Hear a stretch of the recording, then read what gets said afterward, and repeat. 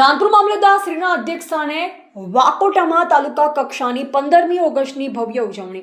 ધાનપુર તાલુકા કક્ષાની 15મી ઓગસ્ટે સ્વતંત્રતા દિવસની ઉજવણી વાકોટા ગામ ખાતે ધાનપુર મામલતદાર શ્રીના અધ્યક્ષસ્થાને ઉત્સાહ અને દેશભક્તિમાં માહોલમાં કરવામાં આવી. કાર્યક્રમની શરૂઆત રાષ્ટ્રધ્વજ ફરકાવી રાષ્ટ્રગાન સાથે કરવામાં આવી. સ્વતંત્રતા દિવસની ઉજવણી દરમિયાન શાળાના વિદ્યાર્થીઓ દ્વારા દેશભક્તિ ગીતો, સાંસ્કૃતિક કાર્યક્રમો તેમજ દેશભક્તિની સુંદર ઝાંખીઓ રજૂ કરવામાં આવી.